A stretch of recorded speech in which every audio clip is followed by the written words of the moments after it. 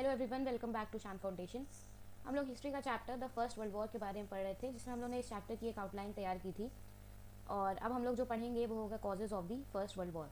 देखो, जो एक ट्रिक थी जिसको हम लोग ने अच्छे से समझ लिया था कि हम लोग को कॉजेज़ याद कैसे करने हैं, वो है एक तरीका जिसका नाम है मेन, MAIN। आप लोग इसको याद कर लो, आप लोग को कॉजेज़ अपने आप याद हो जाएंगे। M for military, A for alliances, I for imperialism, N for nationalism. ये आपके कुछ इंपॉर्टेंट कॉजेज़ हैं, ठीक है। Nationalism and imperialism, armament race, division of Europe, Sarajevo crisis, ये इंपॉर्टेंट टॉपिक्स आज के लेक्चर में हम लोगों को पढ़ने हैं। तो let's begin. First world war का ये मैप है। जब भी हम लोग फर्स्ट वर्ल्ड वॉर की बात करेंगे, आप लोग को इसी मैप को पढ़ना है, इसी मैप के बारे में आप लोग को याद रखना है, ठीक है। इस मैप में अलाइड पावर्स, सेंट्रल पावर्स और न्यूट्रल कंट्रीज इजीली अवेलेबल हैं, जिससे आप लोग समझ सकते हो कि कौन सी सेंट्रल पावर्स थी जिसने साथ में फ़ाइट की थी, और कौन सी अलाइड पावर्स थी जिनमें ग्रुप्स था और साथ में उन्होंने फ़ाइट की थी सेंट्रल पावर्स से, ठीक है। जैसे Germany and Austro Hungary empire बहुत इंपॉर्टेंट है। ऑस्ट्रियो हंगरी आप बोल सकते हो या ऑस्ट्रियो हंगरियन एम्पायर बोल लो, दोनों एक ही चीज़ है। तो ऑस्ट्रिया हंगरी और जर्मन एम्पायर, इन दोनों ने ग्रुप बनाया था। ये दोनों फ्रेंड्स थे, आप ऐसे समझ सकते हो। और इन दोनों फ्रेंड्स ने टुगेदर होके, साथ में होके, अपने एनिमीज से यानी Russian empire, Britain empire, France से और सर्बिया से, इटली से लड़ाई की थी, वॉर किया था, ठीक है। देखो, एक ट्रिक और, जो पावर सेंटर में है दैट इज सेंट्रल पावर्स, और जो पावर सेंटर में नहीं है दैट इज अलाइड पावर्स, ठीक है। अभी और अच्छे से हम लोग समझेंगे। अब इतना तो हम लोग को पता है दैट इट स्टार्टेड ऑन 28 जुलाई 1941, है ना, ये हम लोग ने डिस्कस कर लिया। It started on 28 July 1941 and lasted till 11 नवंबर 1918। 4 साल तक ये वॉर चली। ये पॉइंट बहुत इंपॉर्टेंट है, आप लोग को याद करना है, ठीक है। अलाइड पावर्स में कौन कौन था? Britain, France, Russia allied powers में थे। सेंट्रल पावर्स में कौन था?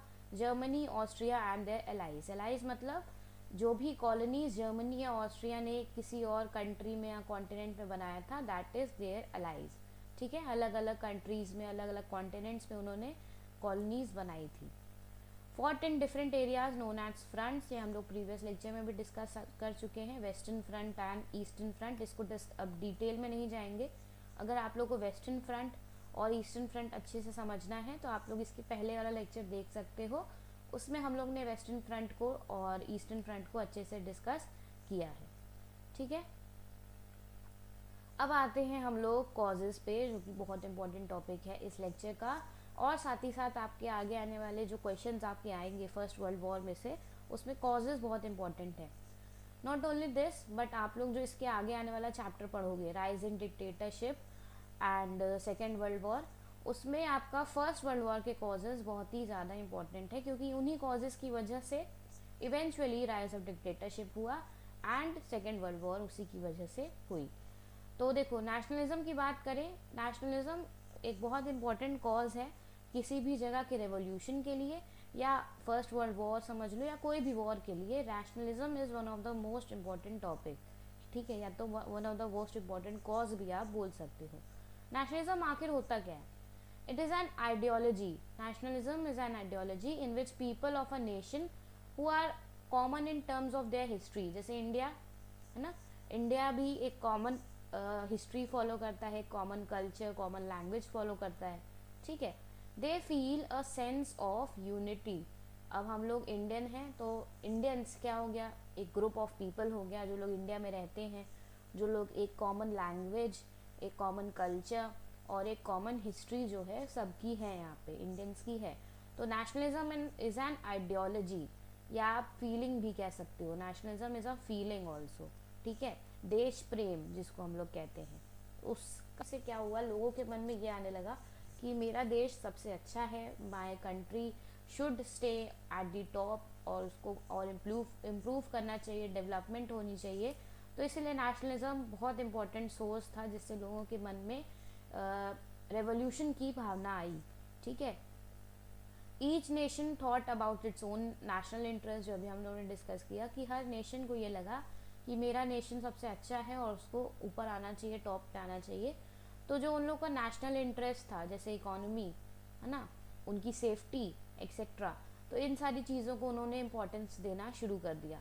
Each nation thought about its own national interest which resulted into aggressive nationalism. देखो, एक होता है सिंपल नेशनलिज्म जो देश प्रेम है, हर एक इंसान को देश प्रेम होता है। अब दूसरी बात करें अग्रेसिव नेशनलिज्म की। अग्रेसिव नेशनलिज्म यहाँ पे ये हो गया कि आपको देशभक्ति है, देश प्रेम है आपको, लेकिन आप उसमें दूसरे देश को डिग्रेड कर रहे हो, उसकी रिस्पेक्ट आप नहीं कर रहे हो। तो that is what aggressive nationalism, जो कि यूरोप में अब धीरे धीरे फैलने लगा। There were many nations which wanted their territories back. अब काफ़ी नेशंस थे जिनको अपनी टेरिटरीज वापस भी चाहिए थी, क्योंकि जैसे इंडिया है, ठीक है, समझ लो ये इंडिया है, इंडिया पे ब्रिटिशर्स ने अटैक किया, इंडिया पे ब्रिटिशर्स ने अटैक किया।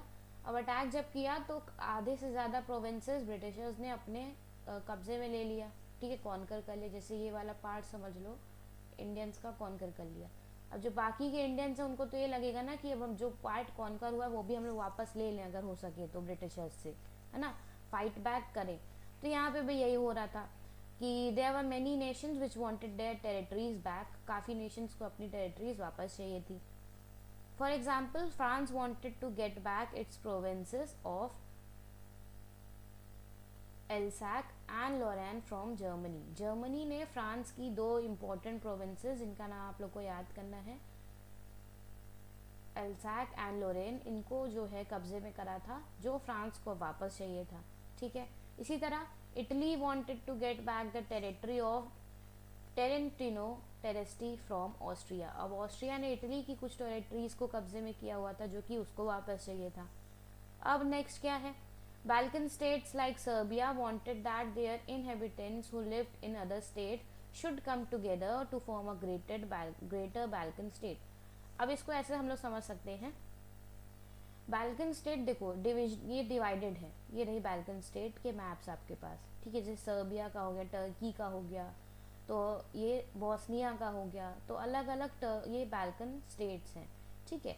अब जैसे इंडिया की बात करें हम लोग, इंडिया का समझ लो पाकिस्तान से डिवीज़न हो गया है, ठीक है। पाकिस्तान उसका एक ऐसा पार्ट था जो कि बहुत ज़्यादा कंट्रोवर्शियल था, जो हम लोग को अभी जो हिस्ट्री का पार्टीशन वाला चैप्टर है उसमें पढ़ना है कि पार्टीशन क्यों हुआ, कैसे हुआ। बट इंडिया नहीं चाहता था कि यहाँ से वेस्ट बंगाल जो है वो भी पार्टीशन में आ जाए, वो भी उसको भी अलग कर दिया जाए इंडिया से, ठीक है। तो उसने क्या किया, इंडिया ने काफ़ी ज़्यादा झगड़े हुए, आर्ग्यूमेंट्स हुई, उसके बाद ये डिक्लेयर किया गया कि हाँ ठीक है, वेस्ट बंगाल जो है वो इंडिया का ही पार्ट है, ठीक है। जो हम लोग का Kolkata etcetera etcetera, West Bengal पूरा ओवरऑल इंडिया का ही पार्ट है। तो इसी तरह बाल्कन स्टेट क्या चाहती थी कि जो भी डिवीज़न हो चुके हैं, जैसे यहाँ पे बाल्कन स्टेट में बॉस्निया, सर्बिया, टर्की का हम लोगों ने एग्जाम्पल लिया, तो ये लोग जो अलग अलग हैं, ये लोग एक टुगेदर एक स्टेट फॉर्म करें, टुगेदर एक कंट्री फॉर्म करें अपनी अलग से, ठीक है।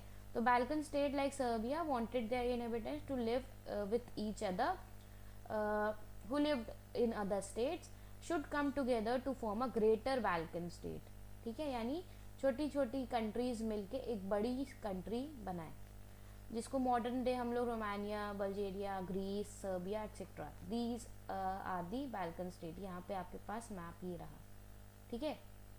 तो ये Romania, Bulgaria sorry and Serbia, ये आपका पूरा एक बाल्कन स्टेट है, ठीक है।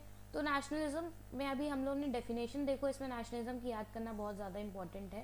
नेशनलिज्म है क्या, तो नेशनलिज्म इज़ एन आइडियोलॉजी, ठीक है, in which the people of a nation who are common in terms of their history, language and culture feel a sense of unity. ये पॉइंट बहुत इंपॉर्टेंट है, इसको आप लोग नेशनलिज्म की डेफिनेशन अच्छे से याद कर लो, ठीक है।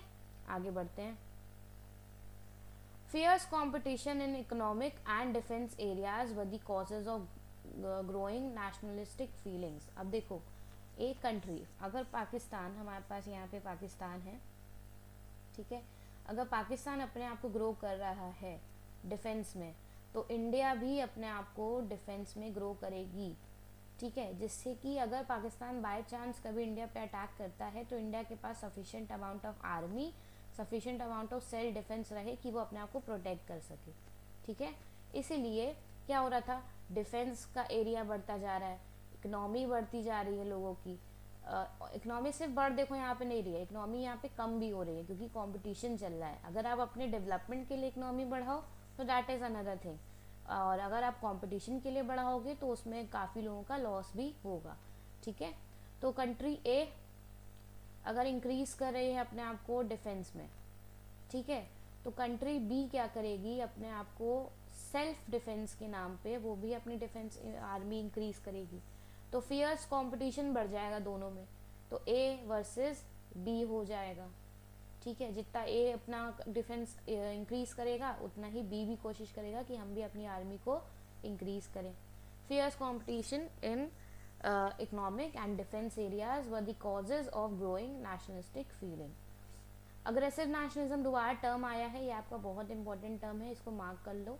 Aggressive nationalism, aggressive nationalism and fierce economic competition gave rise to fear, confusion, insecurity and mutual hatred in whole Europe। अब देखो, हम लोग ने अभी बस बात की है कंट्री ए और कंट्री बी की, बट इस तरीके तो बहुत सी कंट्री हैं, हज़ारों कंट्रियां हैं। तो अगर सब ऐसे ही करने लगेंगे तो एक sense of confusion and fear हो जाएगा लोगों में। मतलब जो उस कंट्री के नेटिव लोग हैं, जैसे कंट्री सी, डी, ई, ऐसे तो करके बहुत सी कंट्रियाँ होंगी ना जो अपने डिफेंस को इंक्रीज करेंगी। तो जब वो लोग अपने डिफेंस को इंक्रीज करती जाएंगी तो वहाँ के जो सिटीजन हैं उनको डर लगेगा, दे फियर वहाँ पे राइज होने लगेगा, कन्फ्यूजन होने लगेगी लोगों के बीच में कि आखिर हो क्या रहा है। लोगों को ज़बरदस्ती आर्मी में भर्ती कराया जाएगा, एडमिशन आर्मी में करवाया जाएगा, जिससे कि उनकी आर्मी नंबर इंक्रीज हो। इनसिक्योरिटी अमंग द कंट्री, जैसे ए वर्सेस बी चल रहा है तो दोनों में इनसिक्योरिटीज़ भी होंगी, कंपटीशन बढ़ेगा। म्यूचुअल हेट्रेड, अब ए अगर हेट करता है बी को तो ये भी है ज़रूर, तो ये भी ऑब्वियस हो जाएगा कि बी भी ए को हेट करेगा। तो sense of confusion, fear, mutual hatred, ये भी टर्म्स आप लोग को याद करने पड़ेंगे, जिससे आपके आंसर जो है, अगर आपके कॉजेज आता है तो आप लोग उसको अच्छे से राइट डाउन कर सको। ठीक है, तो नेशनलिज्म में अभी तक हम लोग ने क्या देखा कि nationalism is an ideology in which people of a nation share a common history. ठीक है, they share a common history, language and culture and also a sense of unity. ठीक है, जिसकी वजह से अ सेंस ऑफ यूनिटी रहती है। Each nation thought about its own national interest, उनकी कंट्री के लिए जो बेनिफिशियल होगा उन्होंने वो सारी चीज़ें सोची, उसके अकॉर्डिंग काम किया, विच resulted into nothing but aggressive nationalism in Europe. ठीक है, आगे बढ़ते हैं। अब आते हैं हम लोग नेक्स्ट कॉज में, जो कि है इम्पीरियलिज्म। ठीक, इम्पीरियलिज्म में क्या है, अब देखो, कोई भी कंट्री जब अपने आप को एक्सपैंड करेगी तो वो कोशिश करेगी कि ज़्यादा से ज़्यादा कॉलोनीज बना सके। ठीक है, जैसे यहाँ पे इंडिया जब ब्रिटिशर्स आए थे तो इन्होंने क्या किया था, सबसे पहले कॉलोनीज इस्टेब्लिश करनी शुरू की थी, उसके बाद ये एक प्रॉपर रूल कर पाए थे इंडिया के ऊपर, है ना। जैसे एक कंट्री है, ठीक है, उसके ऊपर दूसरी कंट्री ने आके वॉर की या फिर समझ लो हमला किया। ठीक है, तो सबसे पहले वो क्या करेगी, कॉलोनीज बनानी शुरू करेगी, जिससे कि वो ओवरऑल पूरा कंट्री को कैप्चर कर सके ईजिली। अब जब वो कॉलोनीज ऐसी ढेर सारी बनाती रहेगी तो इवेंचुअली क्या हुआ, कॉलोनीज बनती चली जा रही है, देखो, है ना। अब ये कॉलोनीज बनती चली जा रही हैं तो ये धीरे धीरे करते करते टाइम के साथ क्या हो गया, ये कंट्री तो उसी की हो गई ना पूरी, जिसने कब्जा किया, जैसे ब्रिटेन ने किया यहाँ पे। ठीक है, तो अब यहाँ पे कॉलोनीज ब्रिटेन की है, तो ये ओवरऑल जो अब इसकी गवर्नमेंट है, जो इसके लोग हैं, वो फॉलो किसको करेंगे, ब्रिटेन को फॉलो करेंगे अब। ठीक है, एज सिंपल एज दैट। तो जो एक्सपेंशन हो रहा था, expansion policies in the name of nationalism led to rise of imperialism. जो ये नेशनलिज्म के नाम पर लोग जा जाके एक दूसरे अपनी कंट्री छोड़ के दूसरी कंट्री पे जा जाके कब्जा कर रहे थे इस तरीके से, है ना। तो ये नेशनलिज्म के नाम पे क्या होने लगा, राइज ऑफ इम्पीरियलिज्म। ठीक है, rise of imperialism. Imperialism occurs when a strong nation takes over a weaker nation. जैसे पहले के टाइम की अगर बात करें, जब ब्रिटिशर्स इंडिया आए थे, उस टाइम पे ये तो नहीं कहेंगे कि इंडिया बहुत वीक था, बट इंडिया के पास स्ट्रैटेजीज नहीं थी, इंडिया के पास पॉलिसीज नहीं थी जैसी ब्रिटिशर्स के पास थी। ठीक है, इसीलिए ब्रिटिशर्स सक्सेसफुल हुए इंडिया को कब्जा करने पे। और इंडिया की तरह बहुत सी ऐसी कंट्रीज थी, बहुत से ऐसी स्टेट्स थी, नेशंस थी, जिनको ना तो केवल ब्रिटिशर्स ने but also German people, France और इटली, कई मॉडर्न, आप मॉडर्न कंट्रीज समझ लो, उन्होंने बिग कंट्रीज, मॉडर्न कंट्रीज ने स्ट्रॉन्ग नेशंस जो थे बेसिकली, उन्होंने क्या किया, टेक ओवर करने की कोशिश की थी वीक नेशंस पे। ठीक है, and dominates it's economic, political and cultural life. देखो इसका सबसे अच्छा एग्जाम्पल इसका यही है कि आप इंडिया के थ्रू समझो। जब ब्रिटिशर्स इंडिया में आए, हम लोग अभी जो 1857 चैप्टर है the first war of independence 1857, उसमें ये चीज़ें पढ़ेंगे कि जब ब्रिटिशर्स इंडिया में आए थे उन्होंने किस तरीके से इंडिया के कल्चरल चीज़ों में इंटरप्ट किया था, इंडिया की इकोनॉमिक चीज़ों में किस तरीके से उन्होंने इंटरप्ट किया था और इंडिया को पूरा चेंज कर दिया। ठीक है, दे चेंज्ड इंडिया, चाहे वो स्कूल्स के थ्रू हो, इंग्लिश एजुकेशन के थ्रू हो, फूडिंग हैबिट्स ले लो आप लोग, या कल्चरल लाइफ ले लो। जैसे क्रिसमस हम लोग का पहले तो नहीं सेलिब्रेट करते थे, कोई भी इंडियन सेलिब्रेट नहीं करता था, बट ब्रिटिशर्स के बाद क्रिसमस भी यहाँ पे सेलिब्रेट होने लगे क्योंकि उन्होंने रूल किया यहाँ पे, उन्होंने कॉलोनीज बनाई। ठीक है, तो समझ लो वीकर नेशन यहाँ पे जो बात हो रही है, समझ लो इंडिया की बात अभी के लिए हो रही है, और स्ट्रॉन्गर नेशन के लिए आप लोग समझ लो कि ब्रिटेन की बात हो रही है। ठीक है, तो इससे आप लोग को समझने में ईजी रहेगा। अब कॉलोनी की बात करें, कॉलोनी क्या होती है, तो when a nation was conquered it was claimed as a colony. अब जैसे ब्रिटिशर्स ने इंडिया पे कब्जा किया, इंडिया को कॉन्कर किया, तो India was termed as a colony, Britishers की कॉलोनी बोला गया था, इंडिया को बोला जाता था बेसिकली। ठीक है, these colonies were exploited on the grounds of their natural resources. India को देखो बहुत एक्सप्लॉइट किया था ब्रिटिशर्स ने इन the name of natural resources, कि यहाँ के नेचुरल रिसोर्सेज बहुत अच्छे हैं, यहाँ के रॉ मटेरियल बहुत अच्छे हैं, चीप लेबर्स ऑब्वियसली, है ना, ये भी बहुत इंपॉर्टेंट टर्म है आपका, चीप लेबर। चीप लेबर के टर्म्स में भी इंडिया में कॉलोनीज बनाई थी ब्रिटिशर्स ने। एग्रीकल्चरल लैंड, इंडिया का बहुत इंपॉर्टेंट ऑक्यूपेशन है एग्रीकल्चर, जिसको उन्होंने टारगेट किया था। ठीक, ट्रेडिंग पोर्ट्स, ये देखो आप लोग, यहाँ पे आपका हो गया Indian Ocean, Bay of Bengal, ठीक है, और यहाँ पे आपका हो गया अरेबियन सी। तो ये तीन साइड से वाटर से सिचुएटेड है, यानी पेनिनसुलर इंडिया बहुत इंपॉर्टेंट रोल प्ले करता है। तो यहाँ पे पोर्ट्स भी बहुत अच्छे से अवेलेबल थे, ट्रेडिंग पोर्ट्स, जिसकी वजह से ब्रिटिशर्स ने इंडिया को कैप्चर किया। अब ये तो हम लोग बात कर चुके हैं इंडिया की, बट अगर वर्ल्ड वॉर के हिसाब से देखा जाए तो ऐसे इंडिया की तरह हज़ारों कंट्रियाँ थी, बहुत सी प्लेसेस थी जिन पर ब्रिटिशर ने और साथ German people, Russian people, etcetera, Italian people, कई लोगों ने, जो हमारा स्ट्रॉन्ग नेशन है, उन्होंने वीक नेशंस पे कब्जा किया, कॉन्कर किया था। These types of colonies were governed and administrated by nation through puppet government। India का एग्जाम्पल फिर से समझते हैं।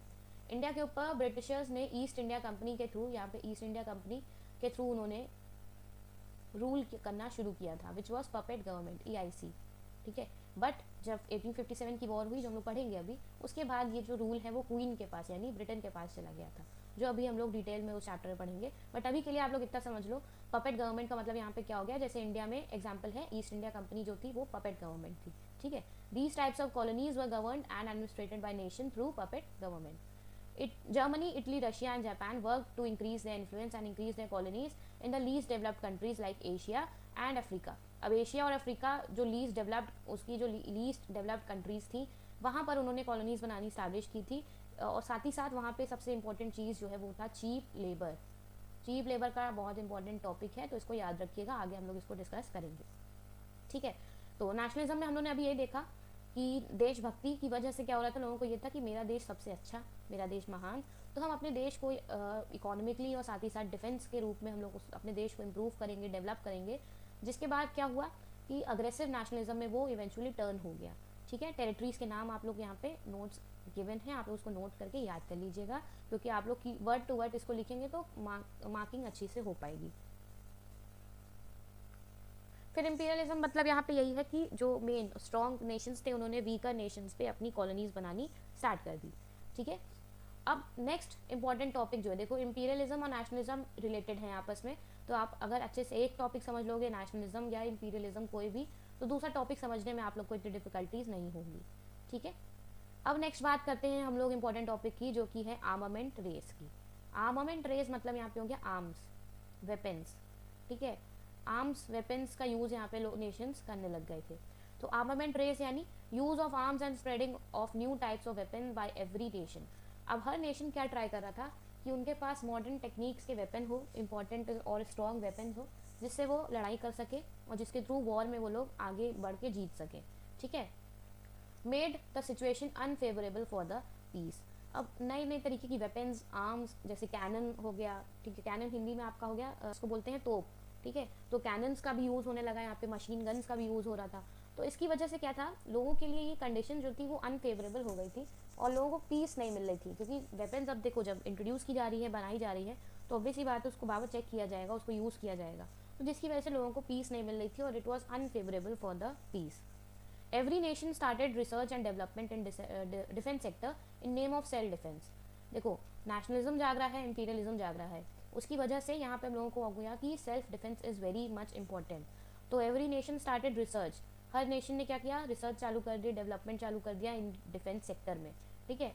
और उसको नाम क्या दे दिया, सेल्फ डिफेंस का नाम देने लग गए, और अपने आप को प्रोटेक्ट करने के चक्कर में वो लोग दूसरे को हार्म करना अब स्टार्ट करने वाले थे। Germany acquired colonies in Africa, Germany की कॉलोनीज कहाँ पे थी, अफ्रीका में थी, और फ्यू आइलैंड्स थे जर्मनी के पैसिफिक ओशन में। और इनको प्रोटेक्ट करने के लिए क्या किया जर्मनी ने, उसने अपनी नेवल पावर को इंक्रीज करना शुरू कर दिया। तो Germany acquired colonies in Africa and few islands in Pacific Ocean to protect these मतलब यहाँ पे क्या हो गया, to protect its colonies and few islands in Pacific Ocean, ठीक है। Germany develop its naval power, Germany ने अपनी नेवल पावर को इंक्रीज किया, उसको डेवलप करना शुरू कर दिया। In 1912, Germany manufactured the largest ship of that period, namely Imperator। ये बहुत इंपॉर्टेंट पॉइंट है, ठीक है। जर्मनी ने क्या किया, अपनी नेवल पावर को स्ट्रॉन्ग करने के लिए और अपने आप को सेल्फ डिफेंस के नेम पे अपने आप को कवर करने के लिए नेवल आर्मी को इंक्रीज करने लगा वो, जिससे कि वो कंपटीशन ले सके बेसिकली ब्रिटेन से, क्योंकि ब्रिटेन काफ़ी स्ट्रॉन्ग था ऑलरेडी, और साथ ही साथ ब्रिटेन की कॉलोनीज भी काफ़ी ज़्यादा फैली हुई थी जगह जगह पे। तो अब जर्मनी क्या चाहता था कि जो उसकी बची कुची कॉलोनीज़ हैं वो सेफ रहे, और उसके लिए उसने अपनी नेवल पावर को इंक्रीज करना शुरू कर दिया, ठीक है। इन 1912 क्या करता है Germany, Germany manufactured the largest ship of that period, namely Imperator. उस शिप का नाम क्या था, इम्परेटर नाम था, और वो उस टाइम की लार्जेस्ट शिप थी जो कि मैन्युफैक्चर की गई थी जर्मनी के थ्रू, ठीक है। अब देखो, जर्मनी अकेले ये सब करेगा तो ऑब्वियस सी बात है बाकी की कंट्रीज़ को ये सब चीज़ें पसंद नहीं आएंगी, और खासकर ब्रिटेन को, क्योंकि ब्रिटेन उस टाइम पे काफ़ी एडवांस था, डेवलपिंग कंट्रीज़ में से एक था। तो वो ये चाह रहा था कि मेरे कंपटीशन में एज सच कोई कंट्री ना आए, ठीक है। तो in 1912 Germany manufactured the largest ship of that period, namely Imperator. It also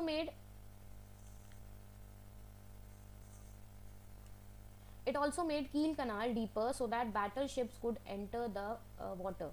अब क्या हुआ, उसने कील कनाल, जो एक कील रिवर के पास एक कनाल है कील कनाल, उसको जो है उसने इंक्रीज करना शुरू कर दिया डीपर, ठीक है। उसने उसको ऐसा बनाया जिससे कि जो बैटल शिप है वो जाकर उसके कील कनाल में छुप सके, वाटर अंडर वाटर जो है वो सबमरीन्स और बैटल शिप छुप सके। अब देखो, अगर देखा जाए तो ये चीज़ गलत है, क्योंकि बाकी की कंट्रीज़ भी फिर ऐसा अगर फॉलो करती हैं तो एक बहुत सेंस ऑफ तुम्हारा टेरर फैलने लगेगा, ठीक है। तो जर्मनी ने जब ऐसी हरकत की कि कील कनाल को और डीपर करता चला गया, और जिससे कि उसकी बैटल शिप या सबमरीन वहाँ पे छुप सके, बेसिकली वॉर के टाइम या नॉर्मल अगर वो अपनी आर्मी इंक्रीज करता है तो वहाँ पे छुपा सके वो अपना ये जो बैटल शिप्स हैं। तो ये चीज़ ब्रिटेन को पसंद नहीं आई, ठीक है। ब्रिटेन ने क्या किया, Britain also launched it's new battle ships. अब इसको और अच्छे समझने के लिए हम लोग इंडिया पाकिस्तान का एग्जाम्पल ले लेते हैं, ठीक है।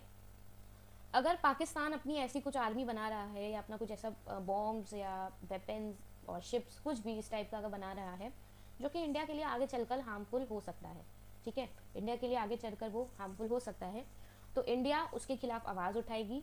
आजकल के अगर उसमें देखा जाए तो इन दी मॉडर्न वर्ल्ड हमारे पास बहुत से ये प्रोसीजर्स हैं, तरीके हैं कि हम लोग अपना कंप्लेन कर सकते हैं, ठीक है, और या फिर हम लोग सीधे वॉर कर सकते हैं। बट उस टाइम पे यानी 1912 की हम लोग ये बात कर रहे हैं, या तो वॉर एक सीधा ऑप्शन था, या तो फिर वार्निंग देकर किसी भी कंट्री को वार्निंग दो, अल्टीमेटम दो, ठीक है। तो अब अगर पाकिस्तान अपनी आर्मी इंक्रीज़ करता है, कुछ उसको नंबर अगर गिवन है कि आप 1 लाख से ज़्यादा आर्मी इंक्रीज़ नहीं कर सकते हो, ठीक है, बट तब भी वो 1 लाख से ज़्यादा आर्मी इंक्रीज़ कर लेता है और वो बताता नहीं है, ठीक है, यानी वो एक सीक्रेट तरीके वो ये काम कर रहा है, तो उससे हम लोग क्या समझेंगे कि उसके इंटेंशंस जो है वो सही नहीं है, वो टेररिज्म फैलाना चाहता है, ठीक है, यानी इंडिया की सेफ्टी अब खतरे में है। तो इसी तरह ब्रिटिशर्स को ये लगा, ब्रिटेन को ये लगा कि जर्मनी ये जो कर रही है, ये जो कील कनाल को डीपर करती जा रही है अपनी बैटल शिप्स को छुपाने के लिए, और उसने जो एक लार्जेस्ट शिप भी बना ली है जिसका नाम क्या था, इम्परेटर जिसका नाम है, तो उसको ये लगने लगा ब्रिटेन को कि जर्मनी का इंटेंशन अब सही नहीं है और जर्मन आगे चल के कुछ गड़बड़ कर सकता है। तो Britain also launch this new battle ship. पहले वार्निंग देके रोका गया कि भाई आप ऐसा मत करो, आप ये जो कील कनाल बना रहे हो, ठीक है, बट उसको एज सच उस इंटेंशन से मत बनाओ कि आप अपने वाटर शिप्स वहाँ पे छुपा सको, बैटल शिप छुपा सको। बट जर्मनी ने ये बात नहीं मानी ब्रिटेन की। तो क्या किया ब्रिटेन ने रिवेंज में, Britain also launch it new battle ship. अब ब्रिटेन ने भैया लॉन्च कर दी। It resulted into naval rivalry between Britain and Germany. अब इसकी वजह से क्या हुआ, ब्रिटेन और जर्मनी के बीच में एक सेंस ऑफ राइवलरी होने लग गई, दुश्मनी आने लग गई, क्योंकि ब्रिटेन ने मना किया कि आप ये किसी रूल के खिलाफ जा रहे हो, आप ऐसा नहीं कर सकते हो कि आप उसको अपने प्रॉफिट के लिए यूज़ करो, क्योंकि कीन कनाल का मतलब यहाँ पे ये हो गया कि आप जो एक सबकी प्रॉपर्टी जो है वो, ठीक है, उसको जो कि आप प्राइवेट नहीं है वो किसी कंट्री का, आप उसको एज सच यूज़ कर रहे हो प्राइवेटली और सीक्रेटली आप उसको यूज़ कर रहे हो, विच कैन रिजल्ट कि आप उसको टेरर फैलाने के लिए यूज़ करते हो, ठीक है। France also enter this armament race for its own safety. अब क्या हुआ, इस जो ये रेस चल रही थी, अब इसमें फ्रांस ने भी धीरे से एंट्री ले ली फॉर इट्स ओन सेफ्टी। देखो सारी कंट्रीज इन्वॉल्व हैं, एक कंट्री अगर अपनी आर्मी इंक्रीज कर रही है तो ऑब्वियस सी बात है कि दूसरी कंट्री को ये शक आएगा, डाउट आएगा कि इस कंट्री ने, जो भी कंट्री ने इंक्रीज किया है, इस कंट्री ने आखिर अपनी आर्मी सडनली इंक्रीज करनी शुरू क्यों कर दी in the name of self defence, ठीक है। इंडिया अगर कवर्ड है चाइना और पाकिस्तान के बीच से, चाइना और पाकिस्तान के बीच में, और अगर चाइना अपनी आर्मी सडनली इंक्रीज करने लग जाए और पाकिस्तान भी अपनी आर्मी सडनली इंक्रीज करने लग जाए, तो इंडिया में ये सेंस ऑफ टेरर फैलेगा कि आखिर ऐसा हो क्यों रहा है कि चाइना वाले और पाकिस्तानी दोनों, सब मतलब चाइना एंड पाकिस्तान, इन लोग अपनी अपनी आर्मी अचानक से इंक्रीज करने लग गए, तो ये एक सेंस ऑफ टेरर फैलाने लगेगा। उसी तरीके क्या हो रहा था यहाँ पे, बाकी कंट्रीज भी अपनी अपनी आर्मीज इंक्रीज कर रही हैं, तो एक कंपटीशन भी चलने लग गया लोगों के बीच में कि भाई अपनी आर्मी इंक्रीज कर लो, आगे पता नहीं है कोई वॉर हो जाए क्या हो जाए। तो आर्मामेंट रेस बहुत ही ज़्यादा इंपॉर्टेंट टॉपिक है। देखो हम लोगों ने इमेज ऐड करी है ना, इमेज के बारे में, इमेज से भी हम लोग देख लेते हैं। अगर आप लोग इसमें देखो, एक तो पहली चीज़ ये वाली इमेज आप कंसिडर करो, लोग प्रोविंसेस के लिए लड़ रहे हैं, कौन सा प्रोविंस किसका होगा, है ना, लोग उसके लिए लड़ रहे हैं, टेरिटरीज के लिए बेसिकली, ठीक। सेकंड इमेज को आप स्टडी करो तो इसमें आर्मामेंट रेस शो किया जा रहा है। देखो इतने ढेर सारे आर्म्स हैं एक कंट्री के पास बस, तो दूसरी कंट्री को भी तो डर लगेगा ना कि पता नहीं कब अटैक कर दे, हमारे पास उतना अमाउंट ऑफ सेल्फ डिफेंस के लिए अमाउंट ऑफ आर्म्स है कि नहीं है, तो दूसरी कंट्री भी अपना इंक्रीज करने लग गई। तो नेशनलिज्म एंड इंपीरियलिज्म बहुत ईजी टॉपिक, और आर्मामेंट रेस भी काफ़ी ईजी टॉपिक है, ठीक है। आई होप इतना तक तो अभी तक कोई आप लोग को डाउट नहीं होगा। बहुत इंटरेस्टिंग चैप्टर है, बहुत इंटरेस्टिंग टॉपिक है इसमें, और ऐसे ही आपको अपडेट्स जो है इसमें रेगुलर मिलते रहेंगे। Till then stay connected, thank you.